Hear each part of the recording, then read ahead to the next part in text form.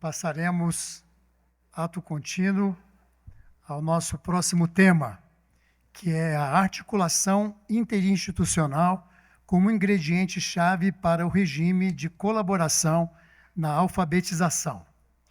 Convido ao palco a mediadora, presidente da primeira Câmara do Tribunal de Contas do Piauí, coordenadora do Comitê Local de Acessibilidade e Inclusão e membro da Comissão Permanente de Educação do órgão, membro do Comitê Técnico de Monitoramento do Pacto pelas Crianças do Estado do Piauí e membro do Comitê Técnico da Primeira Infância do Instituto Rui Barbosa, conselheira Rejane Dias.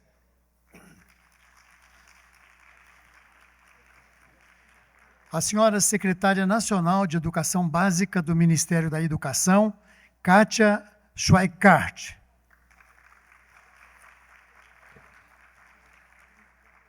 A senhora secretária de Estado da Educação de Goiás, Fátima Gavioli.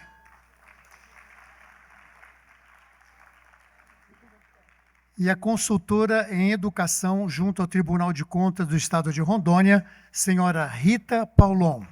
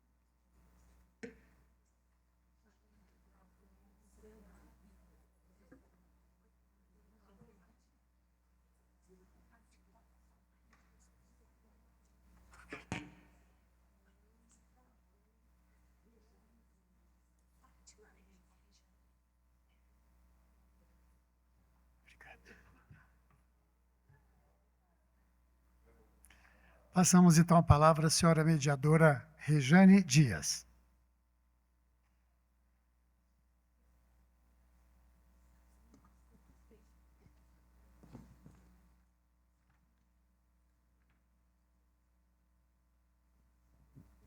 Bem, muito bom dia a todos e a todas. Dizer que é um prazer enorme poder participar de um evento tão importante como esse, o primeiro Encontro Nacional dos GAEPs.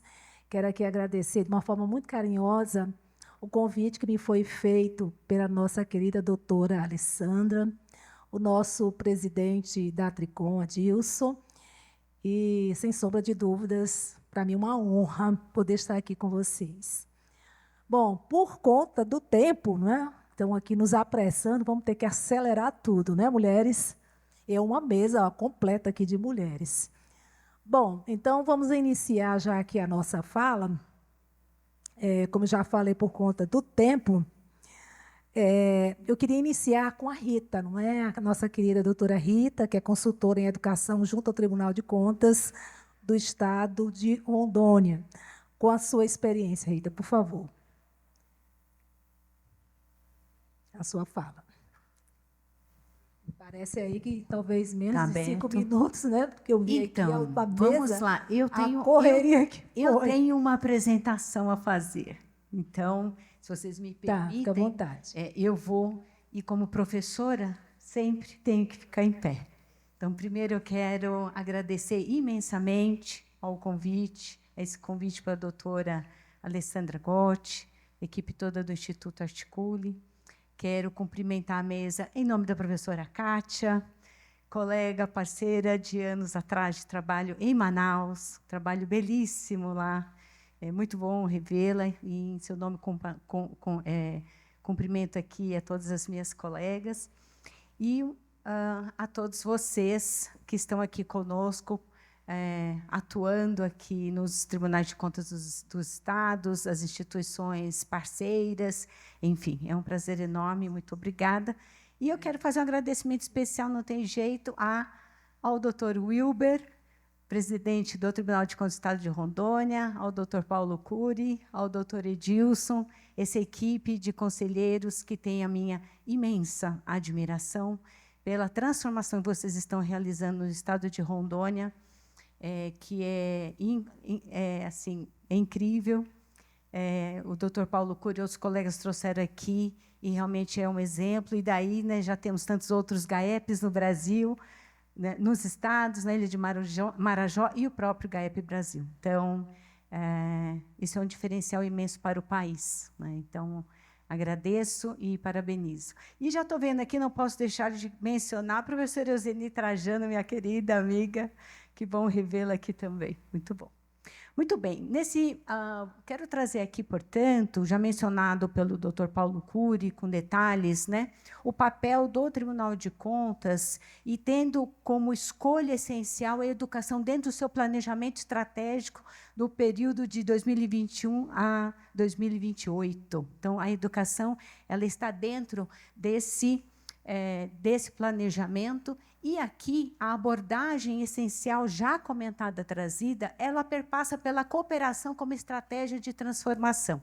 E, claro, vamos trazer aqui algumas normas internacionais das entidades fiscalizadoras superiores, princípios basilares desse trabalho de cooperação, e eu puxei justamente esse princípio 4, doutor Wilber, que eu acho que ele é essencial, né, quando pauta justamente o papel dos tribunais de contas aqui na sua atuação. Promover melhorias que impactem nos resultados das políticas públicas diretamente relacionada à capacidade de fiscalizar as operações do setor público e de induzir os responsáveis pela governança e gestão pública a cumprirem suas responsabilidades por meio de recomendações e medidas corretivas. Esse é o ISAI 12, né?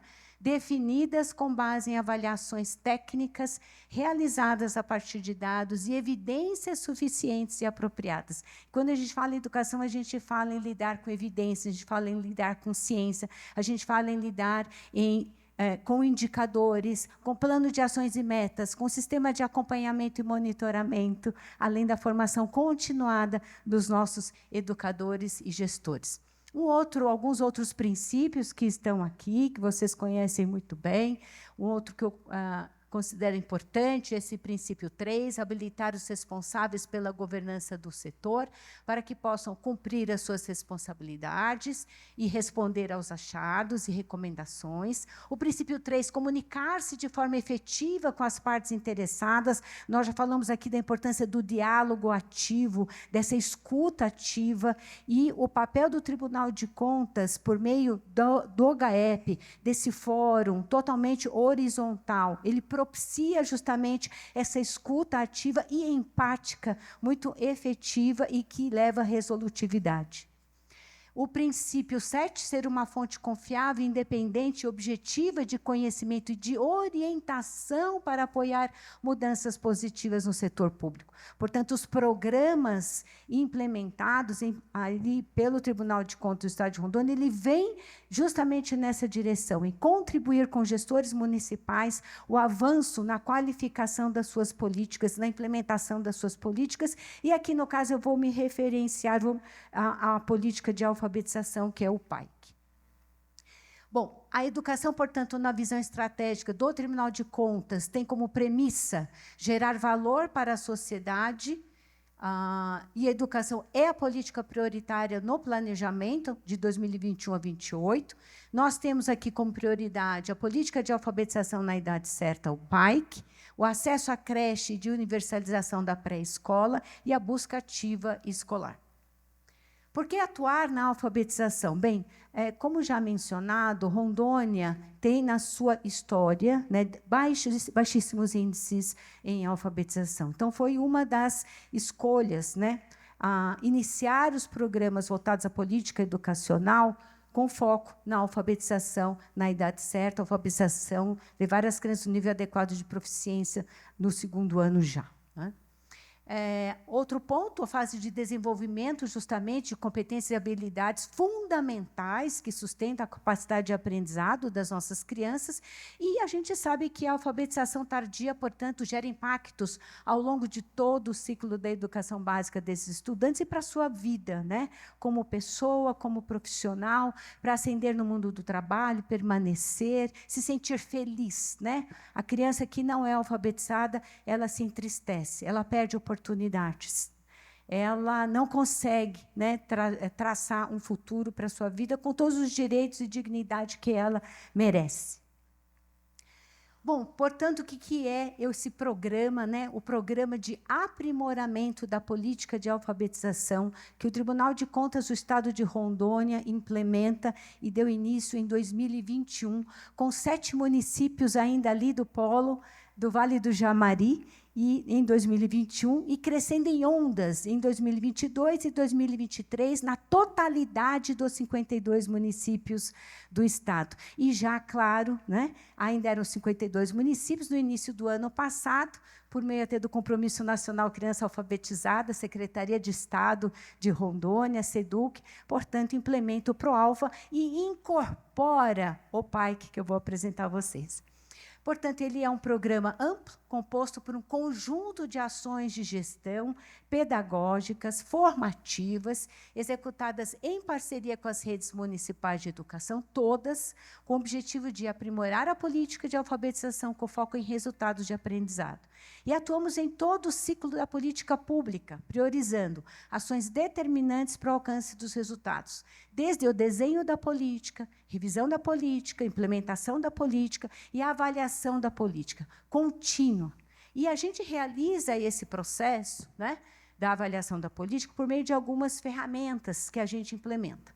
O programa ele propõe um ambiente de diálogo e cooperação interinstitucional, com foco nos problemas dos usuários de políticas e serviços públicos. Então, a gente ali trabalha, com o apoio aos secretários de educação, às equipes técnicas centrais, equipe pedagógica, equipe gestora, as formações envolvendo gestores escolares, envolvendo professores também, para esse apoio sistêmico a todos os profissionais envolvidos. Apoia e incentiva a inovação e experimentação responsável na gestão pública e promove, com o apoio de especialistas, a disseminação de conhecimento científico e boas práticas para a formulação e implementação das políticas públicas baseadas em evidência. Rondônia nunca teve tantos dados, né, por meio da aplicação de avaliações. Há uma avaliação que acontece no meio do ano, promovida pelo Tribunal de Contas do Estado de Rondônia. Nós temos as avaliações do SAERO, né, que acontece sempre em novembro. Temos as avaliações do Compromisso Nacional Criança Alfabetizada. E os secretários de educação dos municípios do Estado e as superintendências também das regionais do Estado, todos aplicam avaliações sistematicamente. Então, os gestores escolares, gestores municipais, secretários, nunca tiveram tantos dados para poderem compreender de fato e no detalhe onde está o problema, né? Aonde essa criança parou no seu desenvolvimento de habilidades. Quais são as habilidades que não estão desenvolvidas? O que precisamos fazer a partir disso, né? Promove com apoio, portanto, já trouxe essa parte, e quando a gente fala de gestão com base em evidências, o PAIC ele foi idealizado a partir dos conceitos da gestão baseada em evidências. Um ciclo composto por 4 grandes etapas, que se encerra com a definição do plano de mudança. Ferramenta que estabelece os insumos e atividades, produtos, resultados necessários para o alcance dos impactos desejados. Então, quando começamos o desenho, né, elaboração do PAIC, lá no segundo semestre de 2020, e aí eu tenho que ressaltar aqui o papel da equipe do Tribunal de Contas, a secretário Felipe Motim, Igor Carvalho, Vinícius de Moraes, professora Gabriela, um time incrível do Tribunal de Contas do Estado de Rondônia, e juntos aí desenvolvemos a teoria de mudança, justamente da política educacional de Rondônia, para compreendermos onde estavam, quais eram os dados que tínhamos até então e por onde construiríamos esse processo. E bebemos de fontes, né, fundamentais, de especialistas no país. Tivemos aí a alegre participação da professora Euseni, fazendo uma leitura crítica do nosso questionário de autoavaliação, que verifica, portanto, contribui com essas equipes municipais para responderem a um questionário de autoavaliação e verificar, dentro dos eixos da política, que é justamente esse aqui que eu vou trazer, por onde passam os seus desafios.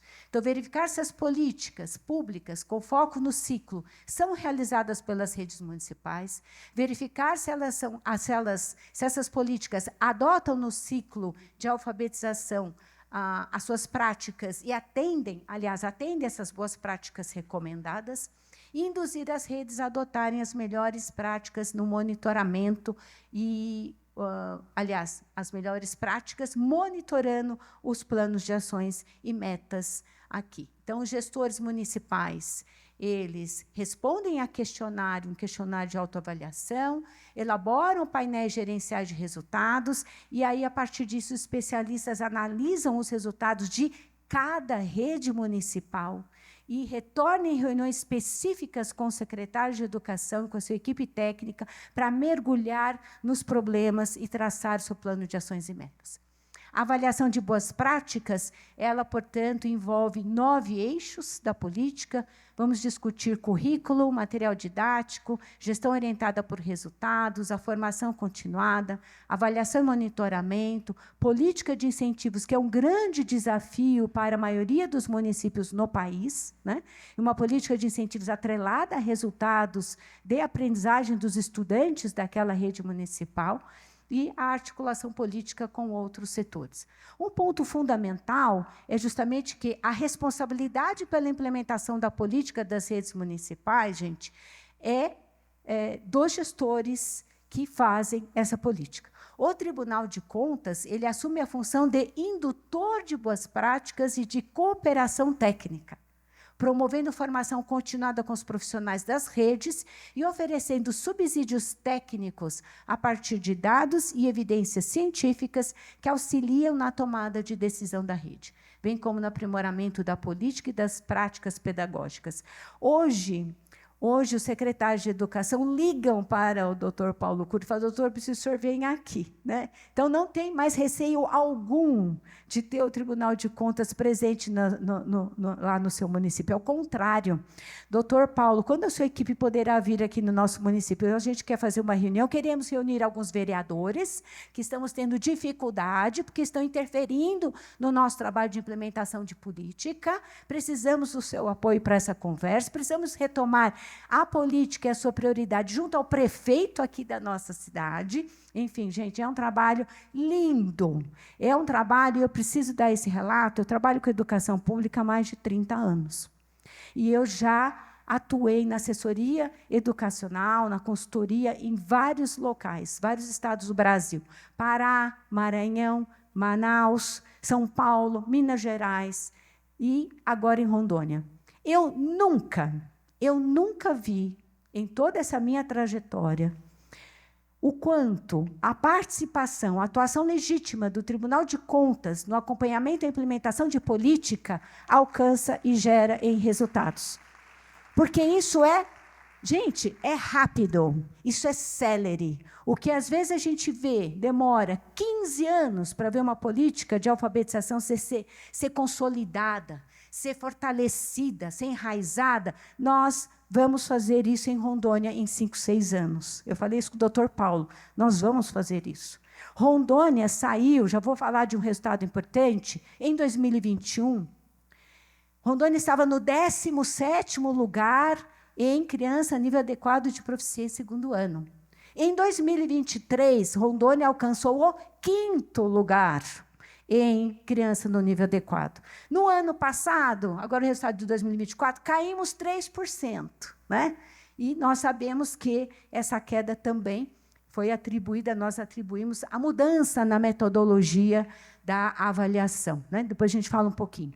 No entanto, o crescimento e o fortalecimento, a compreensão dos gestores municipais com relação a como uma política de alfabetização, uma política educacional deve ser implementada, cresceu e se fortaleceu de modo incomparável. E eu atribuo isso, sim, à atuação do Tribunal de Contas, com certeza. A gente atua, né? O PAIC ele atua em duas frentes essenciais para a implementação de qualquer política. A gente tem a frente pedagógica e formativa, que envolve a formação continuada de professores, coordenadores pedagógicos e gestores. Oi? Paga pelo tribunal, sim. O Tribunal de Contas contrata especialistas, né? Sim. Exatamente.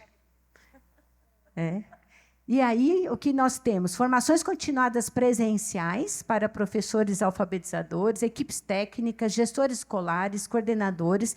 Gente, nós formamos aí 100% dos educadores gestores do estado de Rondônia inteiro, dos 52 municípios e de todas as escolas estaduais, com o apoio e a cooperação e orientação por parte do Tribunal de Contas do Estado, né? Na frente da gestão da política, atuamos também com a assessoria técnica para estruturação e acompanhamento, orientação e ferramentas para gerenciar e acompanhar e monitorar a política, um sistema de monitoramento elaborado pelo Tribunal de Contas que possibilita, oferece às redes municipais compreenderem exatamente o que está acontecendo em cada turma de primeiro, segundo e terceiro ano de todas as escolas do Estado. Então, o gestor tem um painel completo nas suas mãos para que ele possa atuar rapidamente com relação aos resultados de aprendizagem dos estudantes. Voltei para trás, vamos para frente. Muito bem. Eu trouxe uma das estratégias que utilizamos no âmbito da gestão, que são as reuniões de comitê gestor. As reuniões de comitê gestor elas são realizadas 2 vezes no ano com os municípios pequenos e 5 vezes ao ano com os maiores municípios. Porto Velho, Ji-Paraná, Cacoal, Vilhena, Jaru, Ariquemes, que são municípios que têm maior número de estudantes. E essas reuniões de comitê gestor, elas justamente têm como objetivo principal o acompanhamento e monitoramento do desenvolvimento das ações do programa na rede, e em suas escolas. Nesses encontros, que ocorrem bimestralmente ou 4 vezes ao ano com os outros municípios maiores, são discutidos avanços e dificuldades encontrados pela rede e por suas escolas na implementação das estratégias, bem como são planejadas ações para melhorar os resultados. E, olha só, participam dessas reuniões, Dr. Paulo Cury participa de 55 reuniões de comitê gestor. Os assessores dos conselheiros que acompanham a relatoria do município participam dessa reunião de comitê gestor. A consultoria, o prefeito do município, o secretário de educação, a sua equipe pedagógica e de gestão. E essa é uma reunião do secretário de educação, ele pode chamar a qualquer momento para essa reunião o secretário de planejamento, o profissional ali responsável pela área jurídica, se está tendo problema de transporte, o secretário de transporte, enfim. E nessa reunião, com a participação do Tribunal de Contas, toma-se decisões, é dado encaminhamentos, ali o município tem a oportunidade, junto com uma pessoa do Tribunal de Contas, já pensar em soluções para dar encaminhamento mais célere na resolutividade dos problemas, né? Por exemplo, Rondônia agora está chovendo demais. Nesse início do ano, muita chuva. As estradas todas tomadas. O transporte público não passa. Público não, o transporte escolar não passa. O secretário não vai arriscar um ônibus tombar na ladeira com criança naquelas estradas vicinais, nas linhas em que estão totalmente tomadas pela chuva. Então, isso é importante pensar, bom, quais serão as estratégias, as alternativas para isso. Então, já vai olhar para a recomposição da aprendizagem, reposição de aulas, sábado, feriado, quando tem município que professor não quer fazer reposição de aula no sábado, né?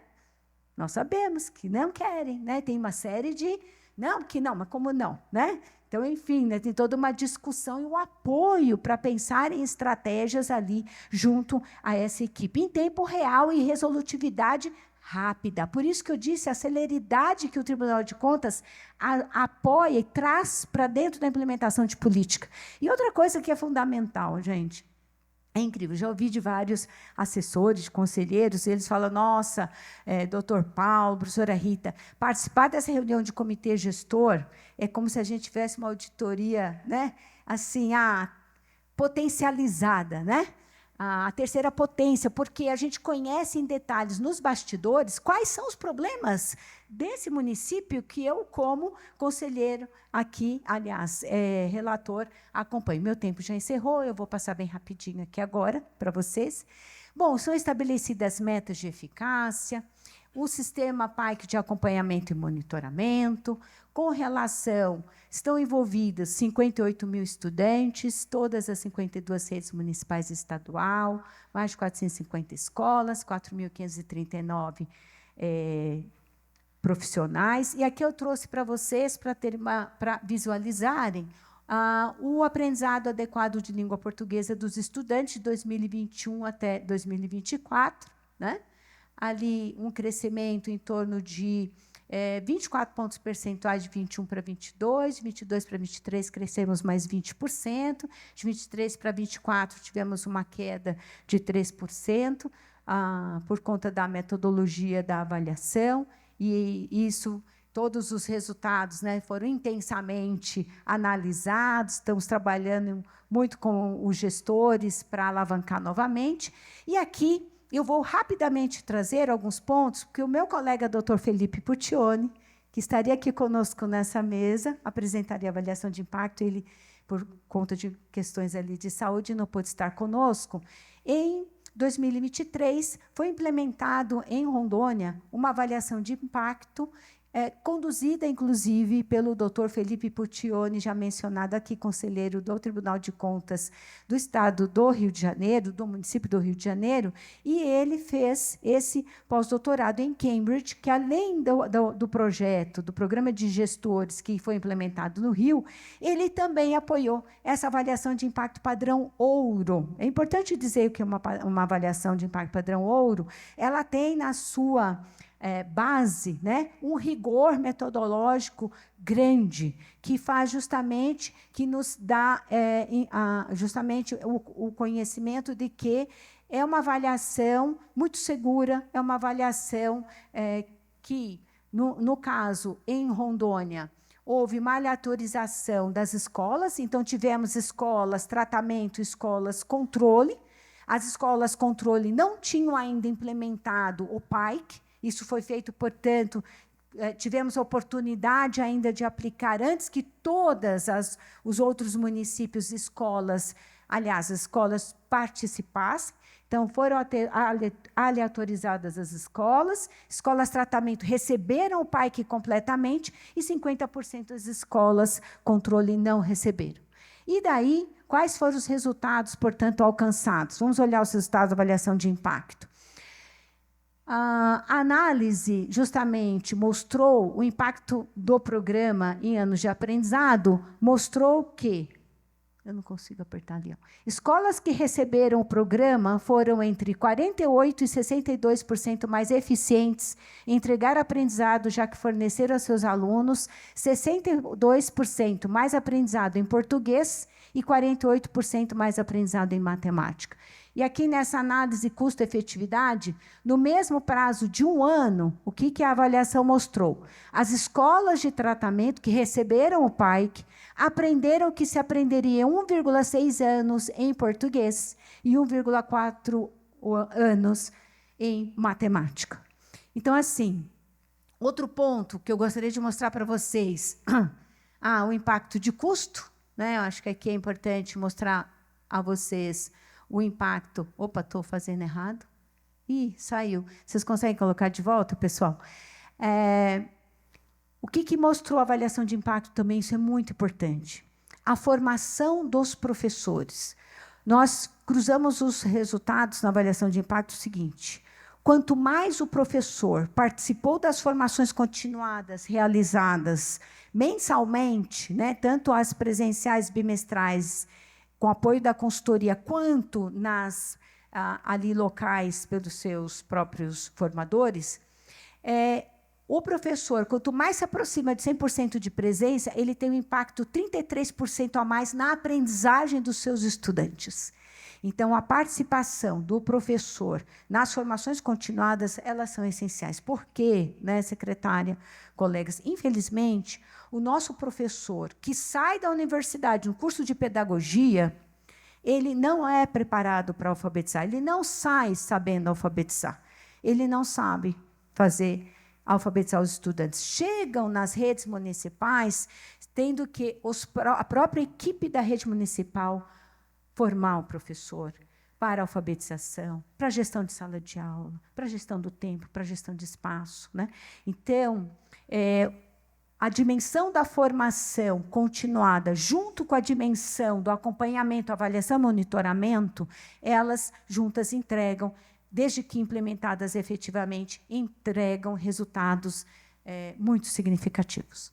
Obrigada, gente. Rita, meus parabéns aqui pela sua belíssima apresentação, tão empolgante, deixou todo mundo aqui, começando aqui com a fato. Nossa, mas como Rondônia foi abençoada com esse trabalho ter sido iniciado lá, com os tribunais de contas. E aí, gente, a gente percebe o quanto é importante essa articulação interinstitucional.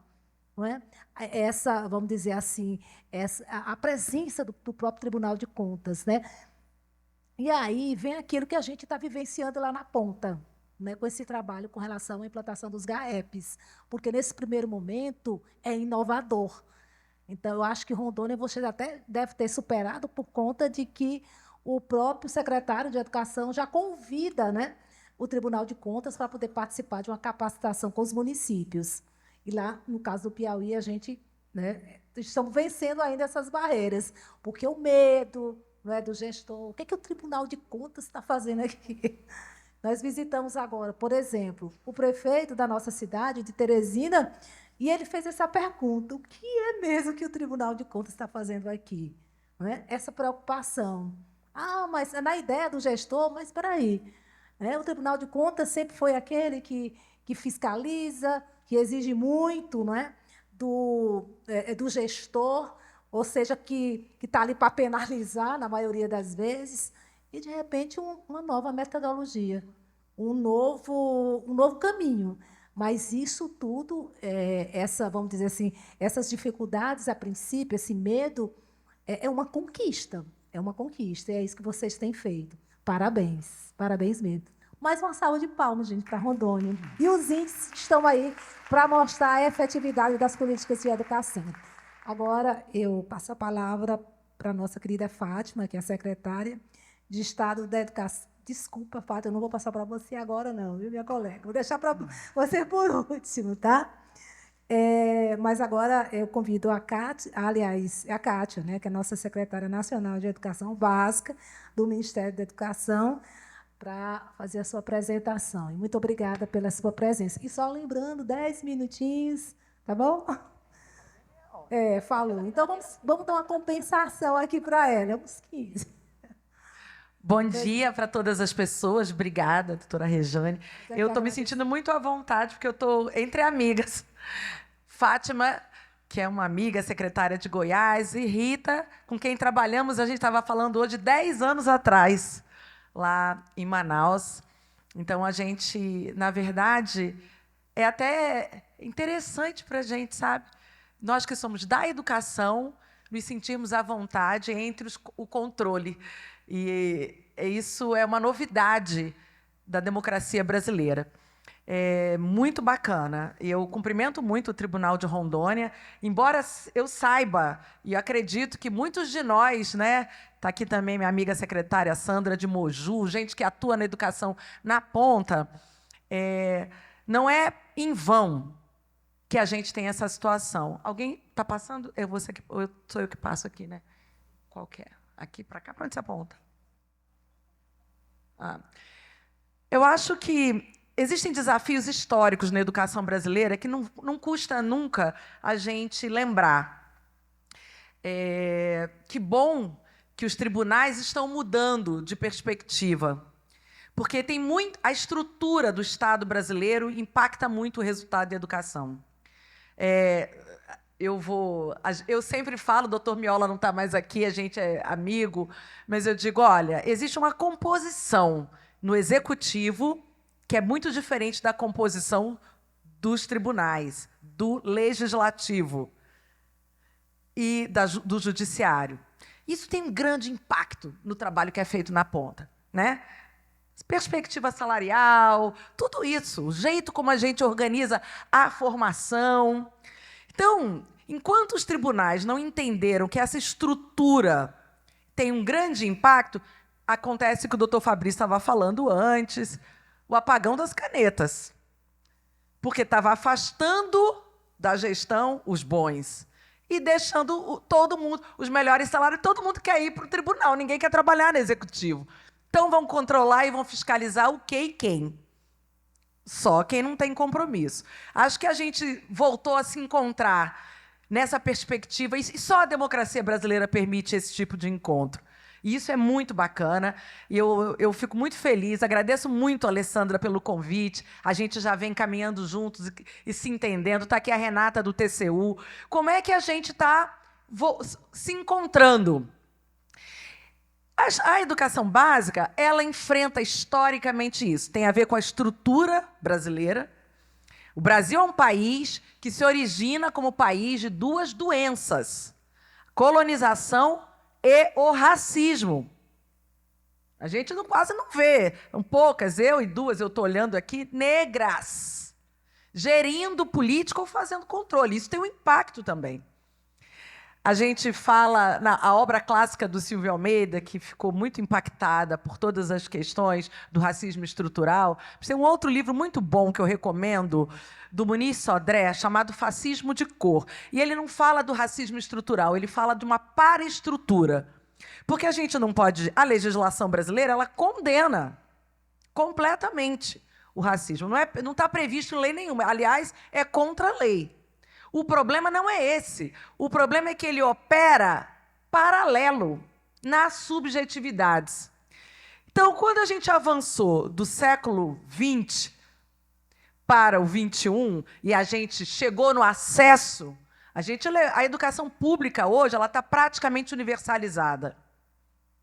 A gente passou a ter problemas em relação à permanência, não é só dos estudantes. A Rita mostrou aqui o que impacta o absenteísmo de professor na qualidade do que é feito, e esse absenteísmo tem a ver com muitas coisas. O professor não falta só porque ele quer. A gente tem dados hoje relacionados ao adoecimento dessa categoria, muito grande, o nível de exigência, o que está acontecendo, problemas na formação inicial, como a Rita falou, o quanto que a gente está conseguindo incidir na formação inicial. A gente está olhando muito para o que está acontecendo na ponta. Tem uma questão na formação inicial que a gente, na minha terra, lá na Amazônia, a gente fala de luva de tucandeira. Bota a mão ali dentro. Como é que estão estruturados os currículos, a formação inicial, a composição dos cursos? A Fátima estava aqui falando. Maior parte dos cursos de licenciatura no Brasil é EAD. Tudo isso vai ter um impacto em algum momento, que a gente não vai resolver só na ponta, na escola. Tem uma questão que a gente tem que enfrentar coletivamente também, né? Como as universidades estão formando a nova geração de professoras e professores. 30 horas só num currículo de pedagogia para educação infantil. 30 horas na formação. Como é que você vai ter professor de educação infantil se ele, na graduação, só tem 30 horas? Quem está exigindo que isso mude? Vai ficar tudo para a formação continuada? Não é possível. Não é possível. E a educação infantil, está aqui a nossa coordenadora, a professora Rita Coelho, que é uma referência nisso, ela é novidade como obrigação na educação. Mas ela vai ter grande impacto para toda a vida acadêmica dos estudantes. Então, permanência de estudante, mas também de professor, e qualidade tem a ver com essas duas doenças que eu estava falando. Qualidade é formação, é material, é infraestrutura, mas é também enfrentar essas questões históricas. Um bebê preto na creche ou na educação infantil é menos acolhido, elogiado, botado no colo. É a última criança a ser trocada. Como é o impacto que isso vai ter na trajetória dessa criança ao longo da vida, não está previsto em lugar nenhum. Nem nós, viu? Da educação, a gente não está conseguindo mexer muito com isso ainda, porque a gente se nega a enfrentar essa situação. Então, isso tem a ver com perfil de equidade, e a gente está enfrentando isso com força, e inclusão. Escola pública tem que ser para todo mundo, e aí como é que eu equilibro para todo mundo com qualidade? Esse desafio está posto para todos nós. Quando nós chegamos no MEC em 23, a gente chega no ministério completamente destruído, desestruturado ao extremo. E enfrentamos, evidentemente, a pandemia, que escancarou mazelas da educação, mas elas não são oriundas da pandemia, elas são muito anteriores. Mas, se tivéssemos um Estado mais organizado, enfrentaríamos melhor. Como não tínhamos, foi um caos geral. Na minha região, inclusive, morreu gente a rodo. E isso impactou muito. E, evidentemente, estávamos todos na mesma tempestade, mas não estávamos no mesmo barco. Tinha gente de iate com ar-condicionado, tinha gente com canoa, remando e jogando água fora. Logo, o impacto não é o mesmo para todo mundo. E o Ministério da Educação, que não faz educação básica diretamente, a não ser nas escolas técnicas federais, que é uma ilha, colégios de aplicação, que são outra ilha, mas no conjunto é feito por estados e municípios, ele se ausentou da coordenação da política.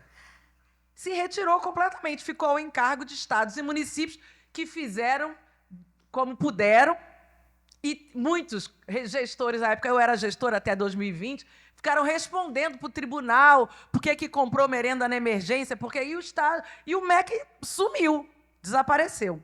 A gente volta em 23 para retomar esse trabalho e voltamos com força. E todo mundo que hoje está na ponta, secretários estaduais e municipais, sabem que nós voltamos com força. Voltamos para dar as mãos, para organizar, para articular e, de imediato, retomamos políticas importantíssimas que tinham ficado apagadas e desenhamos outras.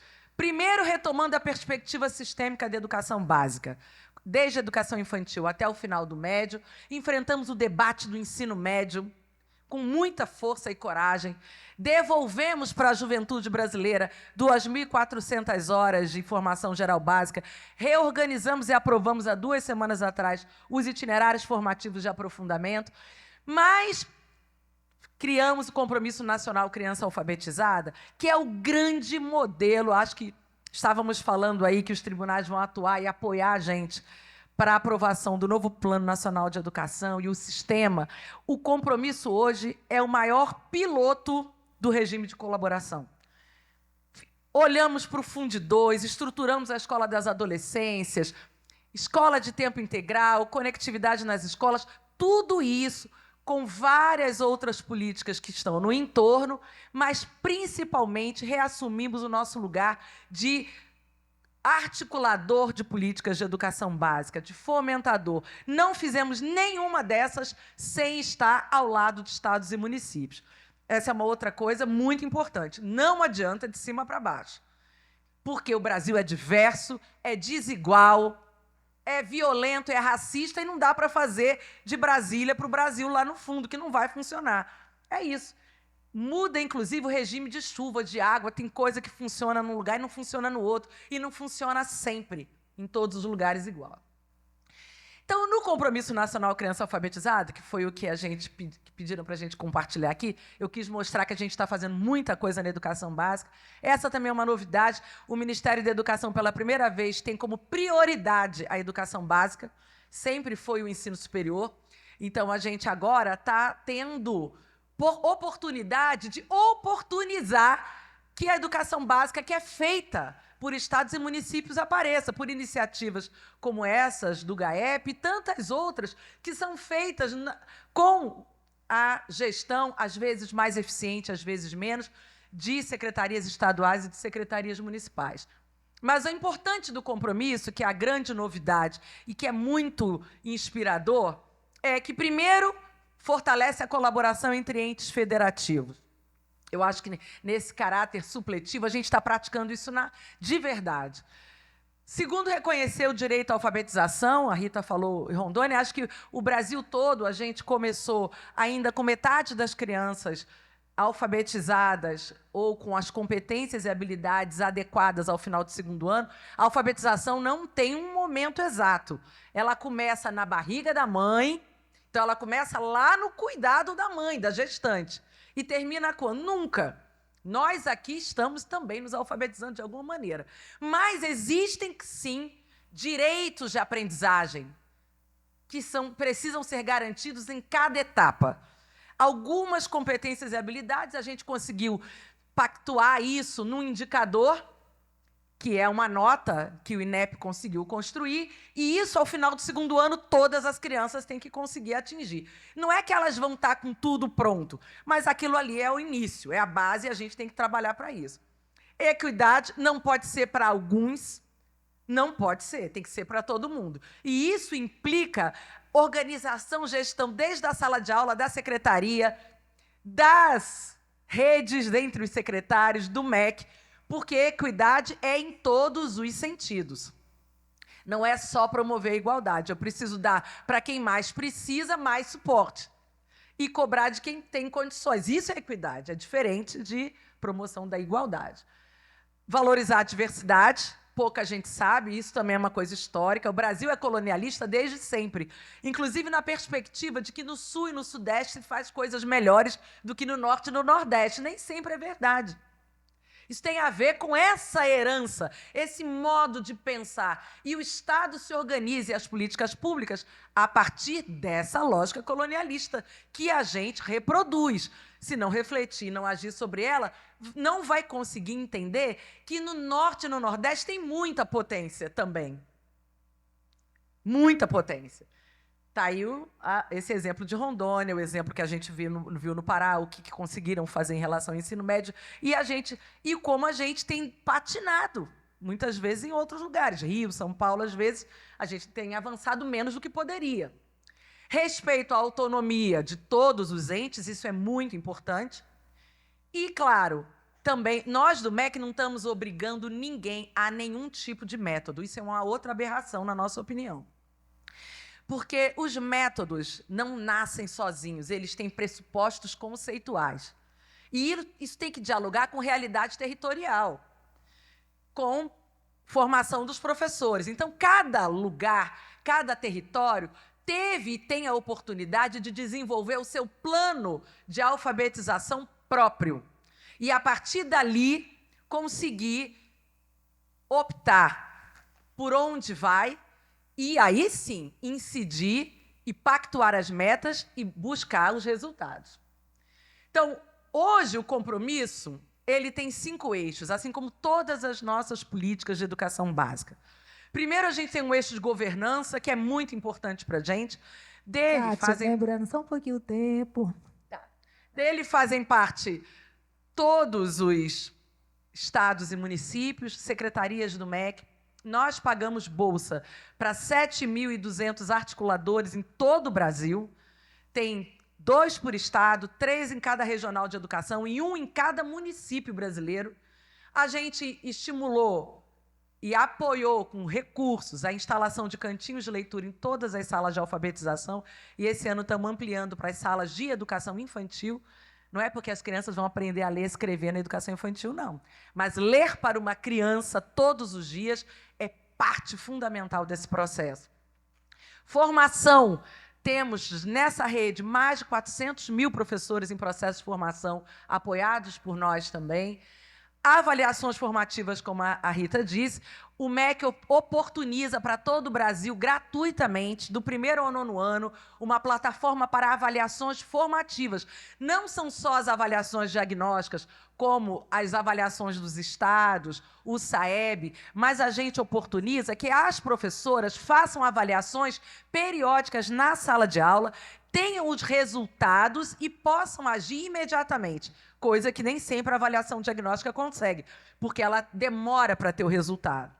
Então, o MEC vem apoiando nisso. E reconhecimento.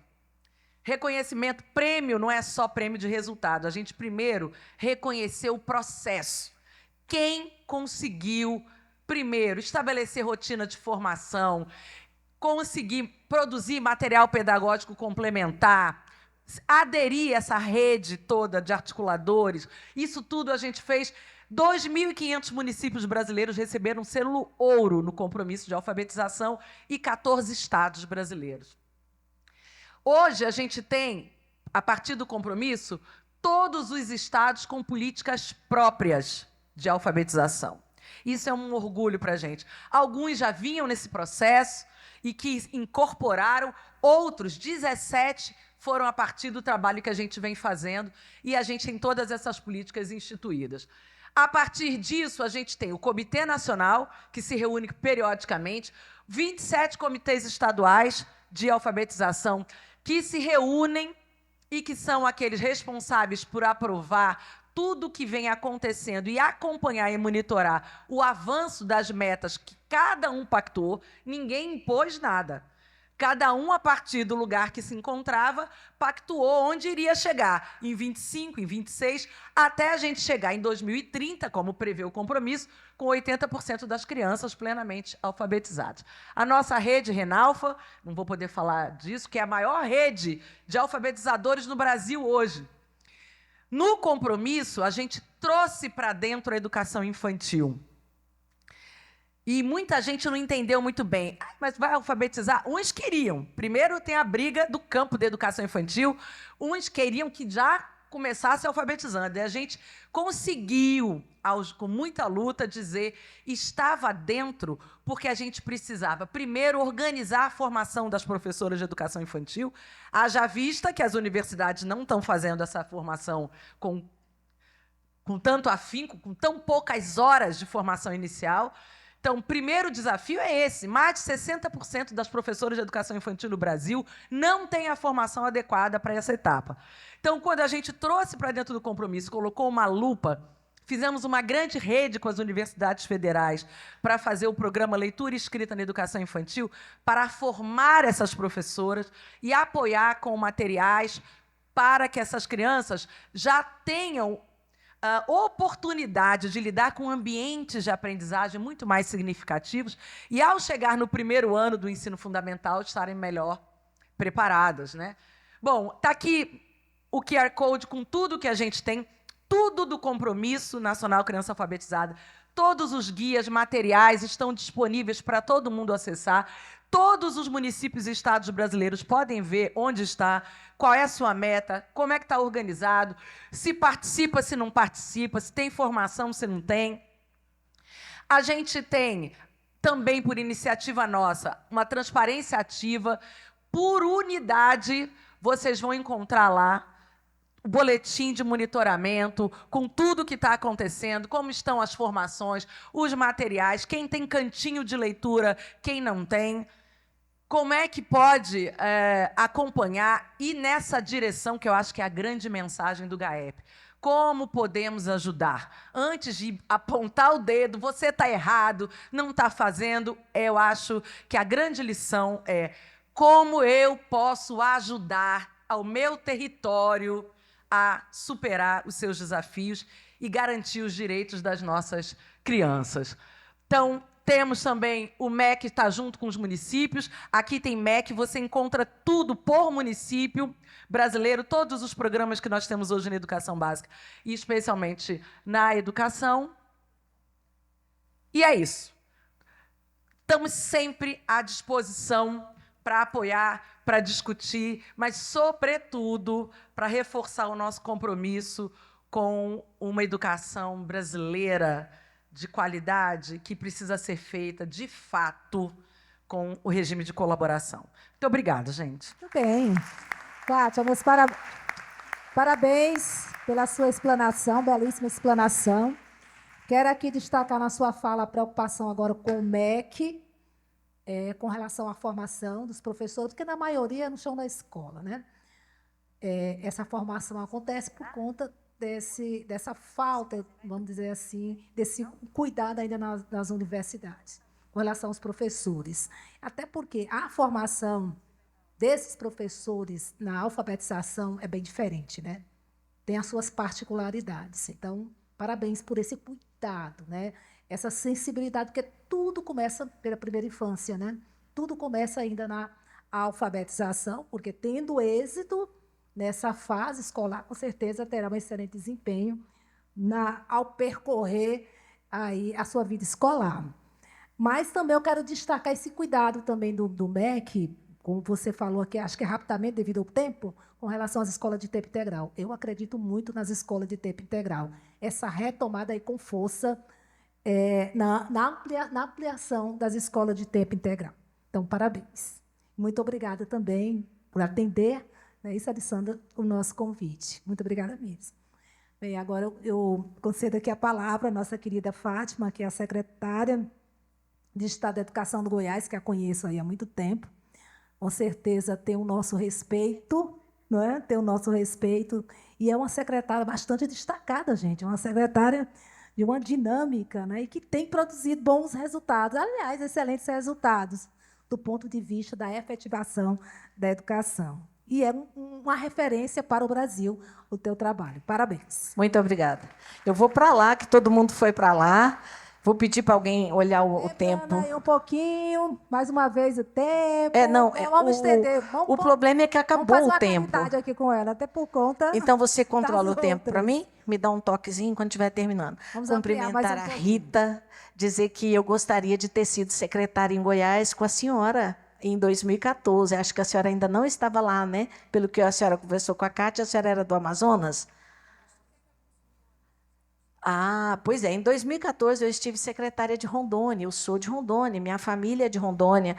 E a minha neta está na escola pública, Cátia, fazendo o 2º aninho. Então, eu estou acompanhando a alfabetização em Rondônia na prática, em Cacoal, no Colégio Bernardo Guimarães. E quando eu vou, eu peço para ela vir com material, faço conferência, leitura, e olho o material do Alfa. É extraordinário. Parabéns, Rondônia, parabéns ao TCE.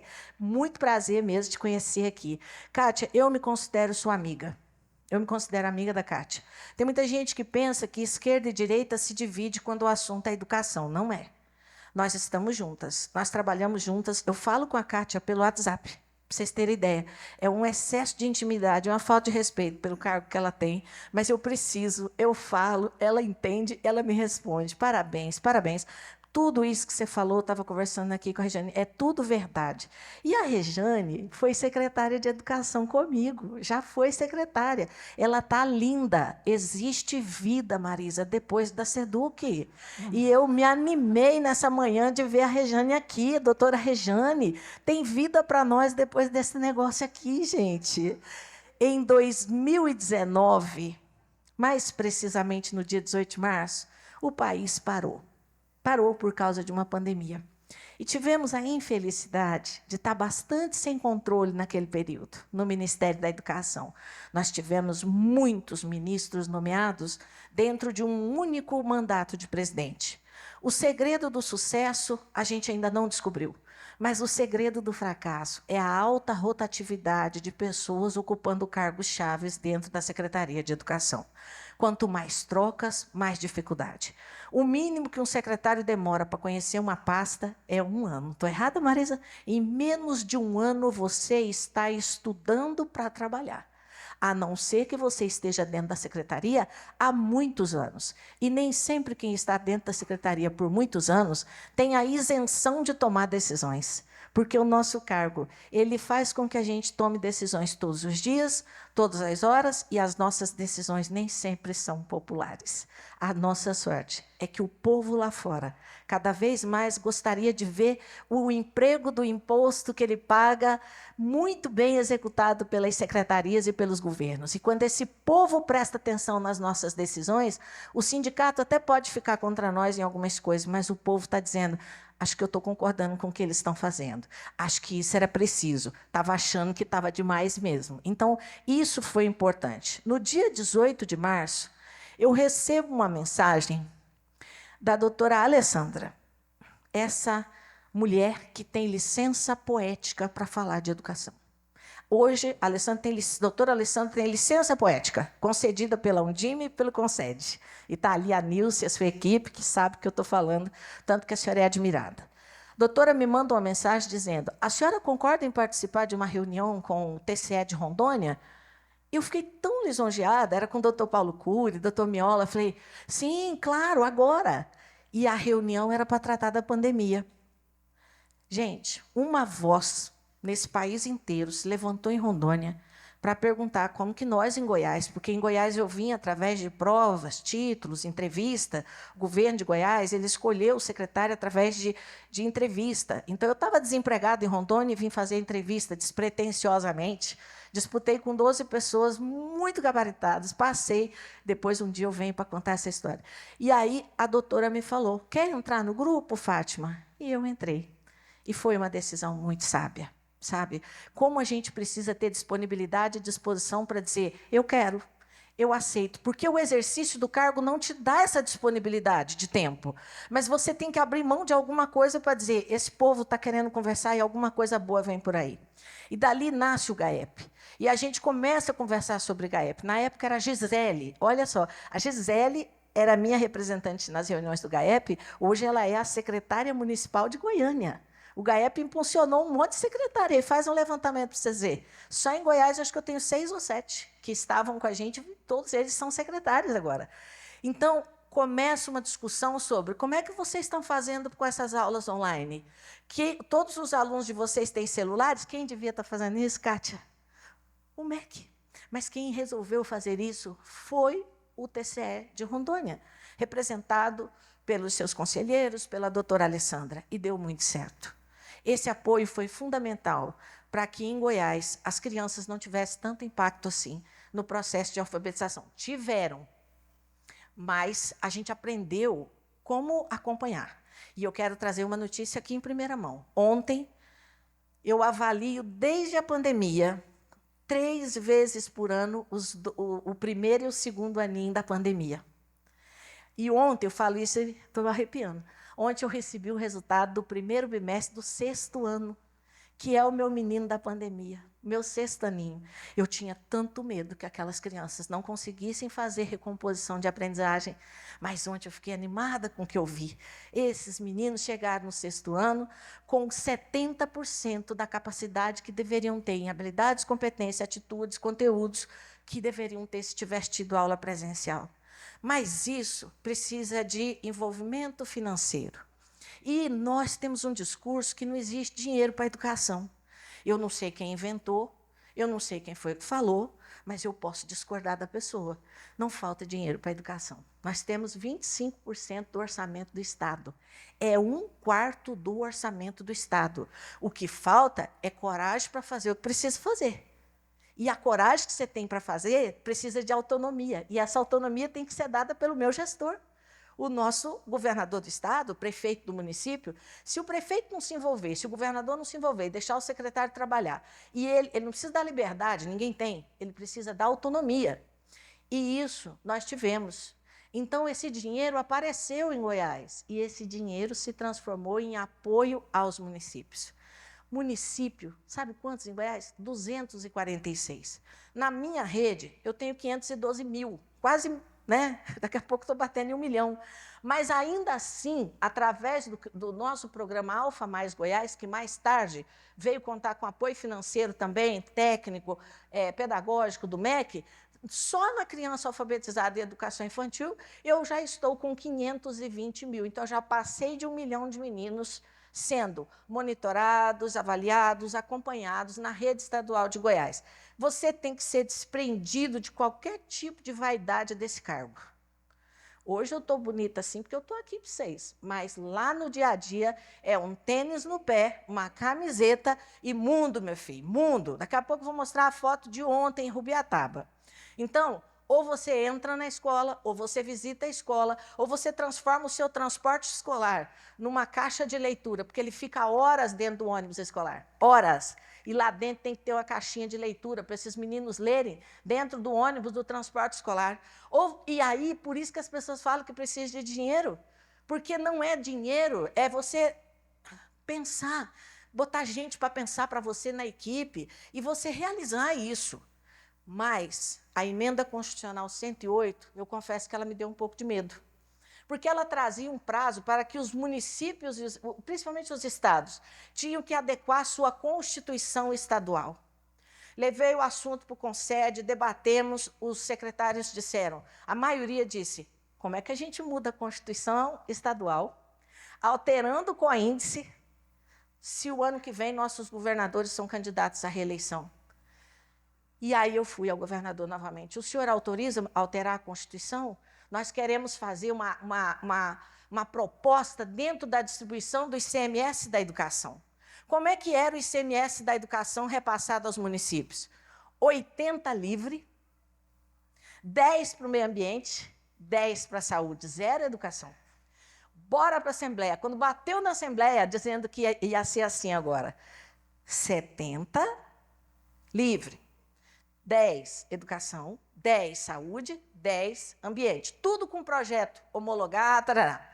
Muito bem. Na hora que ele bate na Assembleia, o presidente da Assembleia pede uma audiência com o governador. Governador, eu sei que o senhor gosta demais da sua secretária e do trabalho dela. Ela vai fazer o senhor perder a eleição. Sério, sério. Essa é a lei Robin Hood. Ela tira dos que têm muitos habitantes e dá para quem tem poucos habitantes, porque mudar a educação para quem tem muita gente dentro do município é quase impossível, governador.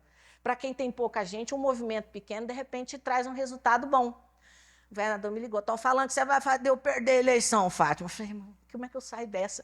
Aí vou lá, leva a equipe, sempre. E ele tem uma disponibilidade que ele atende até sábado e domingo, se for preciso, se a pauta for educação. Aí ele, 0. Aí ele nos atendeu, ele entendeu, e ele falou assim, vamos para cima, vamos aprovar esse negócio. E os deputados, peia, batendo. A imprensa começou a bater. O prefeito da capital, o prefeito da região metropolitana, teve um que fez as contas, ele perderia 150 milhões se ele não investisse em educação, por ano. Resultado, projeto aprovado. PL, emenda constitucional, aprovado. Agora é lei no estado de Goiás. 10, 10, 10. Educação, saúde e meio ambiente. 70 está livre, para eles fazerem o que quiser. Não, eu sou muito abençoada. O governo federal muda a lei do Fundeb. E a lei do Fundeb traz uma sigla chamada VAR, que eu não ouso falar porque quem sabe muito disso é Marisa. Mas o VAR, Valor Aluno Anual por Resultado. Quanto melhor o resultado, mais dinheirinho no caixa. Não precisou falar mais nada para mim, eu entendi. Gente, eu vou falar uma coisa para vocês. Eu vendo a apresentação da senhora, doutora Rita. Não, eu fiquei impressionada. Eles pagam tudo aquilo que ela apresentou aqui, mas nós tivemos que cortar. Mas cortar na educação significa qual é a sua prioridade? Qual é a sua prioridade? Você quer mesmo mandar comprar material estruturado para aluno tirar nota no ensino médio e mandar esses horrores de milhões de livros estruturados para as escolas, sabendo que a maioria dos professores não tira ele sequer do plástico? Agora, experimenta pedir para o professor fazer o material estruturado. Ele usa, ele aproveita, ele aplica e melhora o resultado. Agora, a compra de uma empresa por milhões e milhões. Eu tenho uma política em Goiás que é assim, fulano quer vender livro para a senhora, tchau, estou fora. Não era só implantar o Criança Alfabetizada, o Alfa Mais de Goiás, era também uma responsabilidade de repassar verbas para as prefeituras, 246 municípios, onde 146 são muito pequenininhos, eles não têm dinheiro. Então, você sabia que você tinha que pôr dinheiro no município também. E como que a gente fez isso? Criamos reformar mais escolas municipais. O prefeito receberia da SEDUC uma verba destinada à melhoria da estrutura física daquelas escolas. Mas também, dentro do Alfa Mais, o Estado compra o material escolar completo. Caderno, caneta, borracha, lápis, apontador, tudo, cadernos para o ano inteiro. E eu entrego para as prefeituras no início de janeiro. As prefeituras chegam lá, ninguém da SEDUC vai, é o prefeito que faz a festa no seu município. O dinheiro é nosso, dos nossos 25%, ele sai dali, ele foi encontrado ali dentro. E é isso que me deixa feliz. Feita a introdução, eu vou tentar passar muito rápido. Hoje, gente, botar logo o governador, eu já vou levar um pito aqui do povo. Bora lá. Deixa eu pôr o óculos, que a idade ela nunca vem só, ela vem acompanhada. O nosso Alfa Mais Goiás, ele trabalha exatamente nessas metas.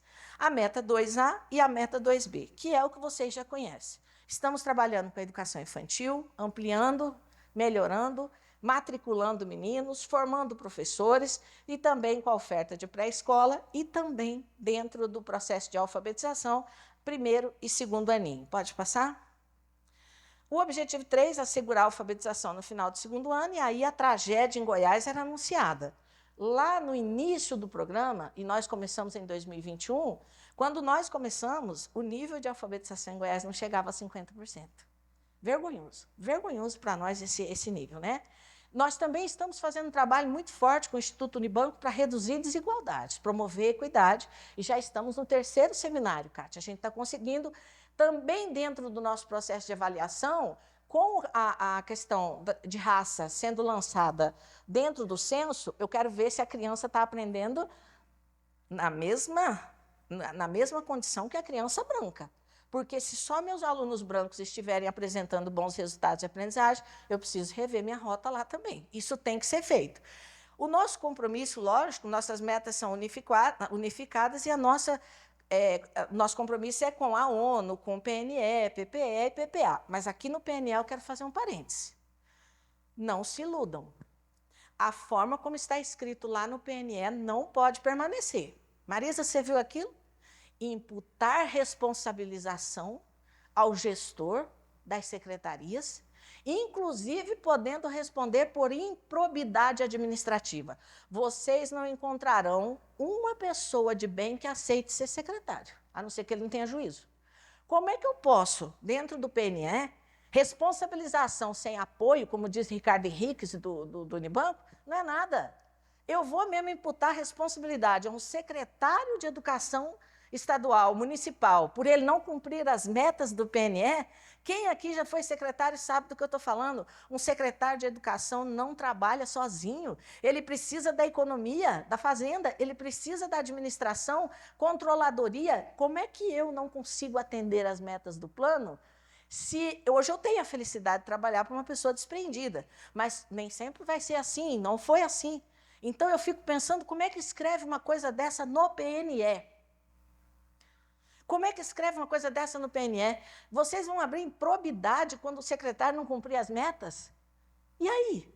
O que resolve isso? Você vai tirar um monte de gente boa do mercado de trabalho querendo assumir como... Você assumiria se tivesse isso lá? Eu não vou assumir, Kátia. Não mesmo. Porque eu não sou sozinha. Eu não sou o governo. Eu não sou os outros secretários. Pensem nisso. Nos ajudem. Nós precisamos de ajuda.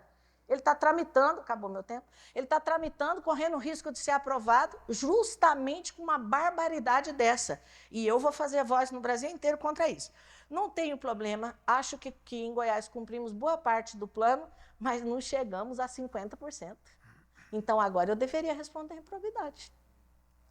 Não é? Está errado, está errado.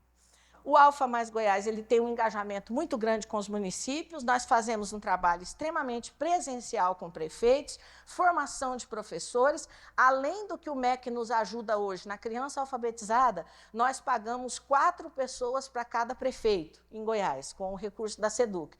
Eu coloco 4 pessoas em cada prefeitura. Essas pessoas, elas trabalham com monitoramento e formação aos professores da rede municipal, tá?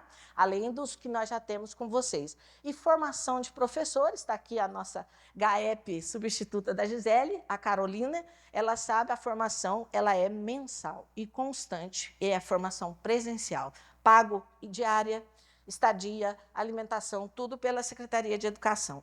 246 municípios, 1.633 colégios hoje, né? 28 mil professores, 206 mil estudantes do Alfa, mais 230 e poucos da educação infantil. Já estamos em 206, nós temos 520, incluindo a educação infantil. Faltou acrescentar aqui a educação infantil.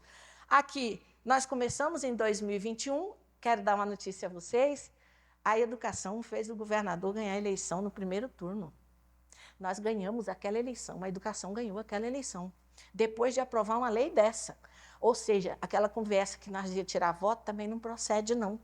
As famílias sentiram que ele estava fazendo um movimento extremamente importante para eles. E as famílias votaram, ainda que houvesse gritos políticos de que aquilo ia tirar a eleição dele. Então, hoje, esse é um case de sucesso para todos nós.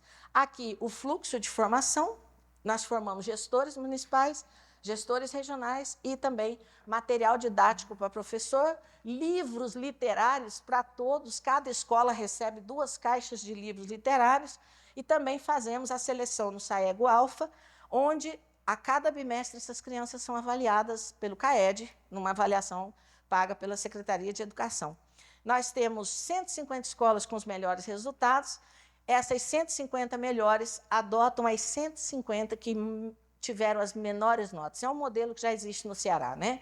Não tem ninguém inventando nada aqui, não. Esse cheque é de 80 mil e esse cheque é dividido com os servidores que deram esse resultado lá na escola. Eles podem fazer o que eles quiserem, inclusive decidir reformar a escola, que muitos acabam fazendo isso, tá? Aquela foto anterior é o governador, o vice-governador, e lá atrás, vocês estão vendo essa multidão de gente lá atrás? São os diretores. Fátima, lembrando, já terminou o tempo. Tá. Esses aqui são os diretores da rede municipal. A gente reúne todos eles e faz uma premiação. É gente demais, graças a Deus, né? Aqui é um diploma que ele assina comigo. O prefeito assina isso aqui comigo. Ele diz, nessa certificação, ele pactua a meta do município dele para o próximo ano. Então, ontem eu pactuei em Rubiataba, vocês estão vendo aí os prefeitos da regional, e a meta aqui, por exemplo, de Mutunópolis é 704. É evidente que nós crescemos, graças a Deus, né? Goiás, na última avaliação, ficou com 67, e nessa agora nós temos 71% de crianças alfabetizadas. Estamos trabalhando para, se Deus quiser, crescer cada vez mais. Esse é o índice que foi colocado na Constituição Estadual. Depois vocês podem pegar essa apresentação. E muito obrigada pelo convite, eu estou sempre à disposição. Parabéns a todos. Fátima, muito obrigada, querida, pela sua apresentação. Parabéns pelo seu trabalho, que eu já conheço aí de muito tempo. Bem, eu acho que 1 minutinho, né, para as considerações finais, doutora Alessandra, 1 minutinho, apesar do avanço aqui com relação ao tempo das palestras, não é? Mas foram palestras muito ricas, né? Muito importantes. Então, querida Rita, rapidinho. Bom, eu quero agradecer imensamente pela oportunidade de compartilhar com vocês essa história de Rondônia em fazer a política educacional lá e os resultados que a gente vem avançando, né? Ainda temos muitos desafios para avançar. E eu queria destacar assim, o ponto, acho que um ponto nevrálgico do processo, que é justamente a articulação, esse regime de colaboração, município com município, isso é muito importante. Os fóruns que a gente tem de reuniões técnicas quinzenais com polos, são 7 polos, em que temos as equipes municipais que participam dessas reuniões. Ali é um fórum de regime de colaboração entre municípios, que se apoiam entre si, com as boas práticas ali trazidas, e o regime de colaboração dos municípios com o Estado, né? O Estado de Rondônia, a partir da Secretaria de Educação do Estado, também em apoio por meio, né, do Compromisso Nacional Criança Alfabetizada, do ProAlfa, que é o Programa de Alfabetização do Estado, que incorporou ali a essa proposta do PAIC e que vem avançando dentro do processo.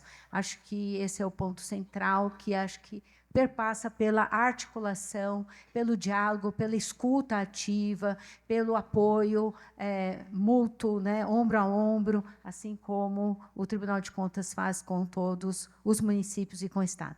Muito bem. Agora com a nossa secretária, Kátia, por favor, 1 minuto. Bom, eu só queria agradecer. Parabéns ao GAEP, obrigada, Alessandra, pelo convite, foi muito bom.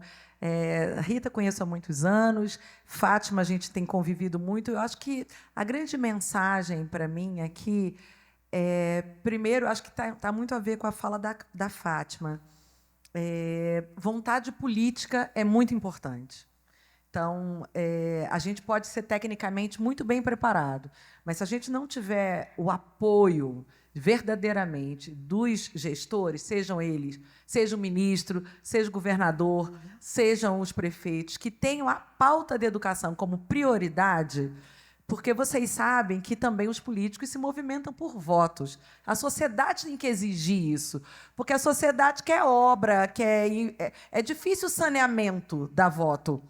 Então, essa é uma mudança de mentalidade na sociedade e a gente fica, às vezes, acusando o outro.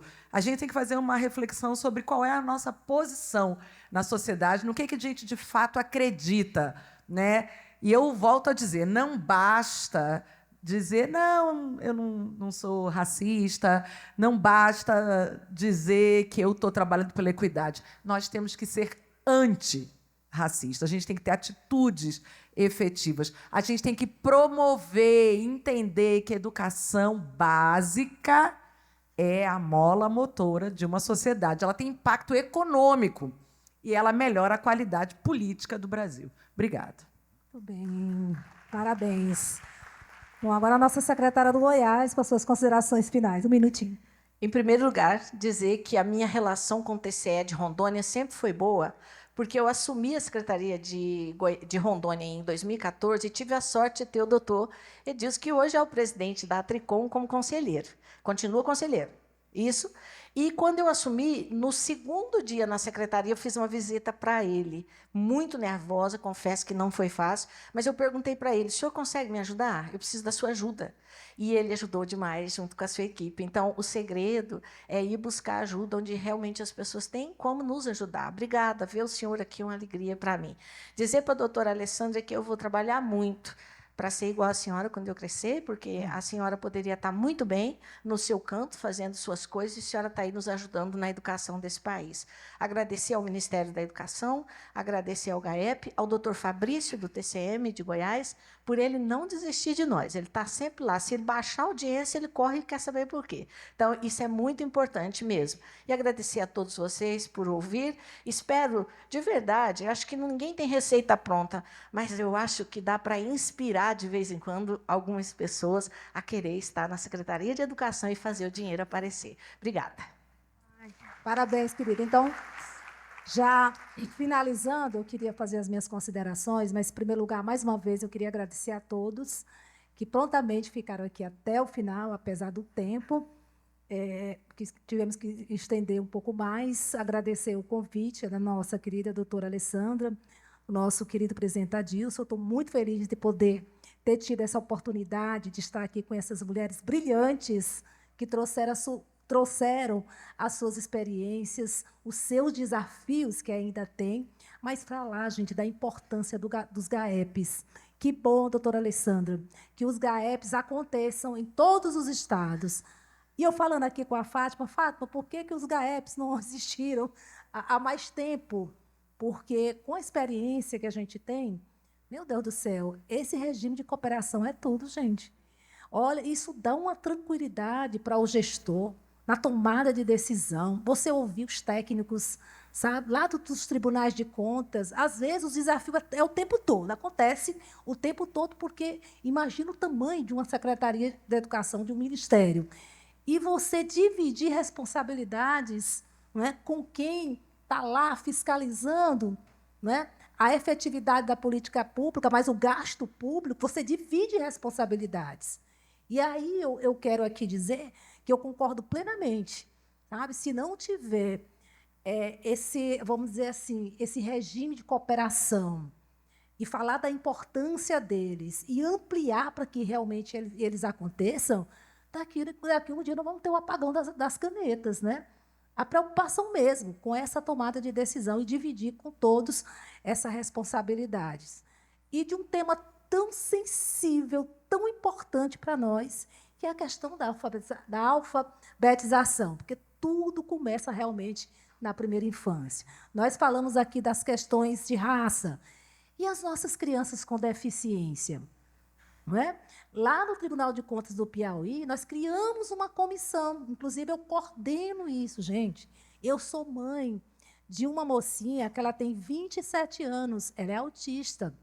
Então, eu sei, eu sinto na pele o que é ser mãe de uma pessoa com deficiência, ter um filho com deficiência. E eu costumo dizer que nós temos condições, graças a Deus, de poder dar assim, as condições de vida melhor para os nossos filhos, como educação e tudo mais, saúde, que a gente sabe que precisa de terapias e tudo mais. Mas quem não tem A gente tem que saber se colocar no lugar do outro, daquela mãe que não tem condições. E nós começamos com essa experiência lá no Tribunal do Piauí, no Tribunal de Contas.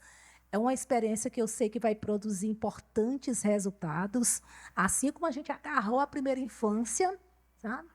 Com a experiência do GAEP, a comissão que foi criada agora também para poder tratar sobre a educação, esse regime de cooperação, nós capacitamos através da nossa escola de contas, também os municípios, dando todo o apoio, gente, até na hora de fazer o plano municipal da primeira infância, está lá o Tribunal de Contas também ajudando. Nós vamos agarrar também a política pública de inclusão e acessibilidade das pessoas com deficiência. Nós vamos agarrar. E vamos deixar para um outro momento falar sobre isso, não é? Porque é uma história que nós estamos assim, vamos assim, bem focado, porque se já é difícil para um normal, para uma criança dita normal, imagine para as mães atípicas, para as crianças atípicas.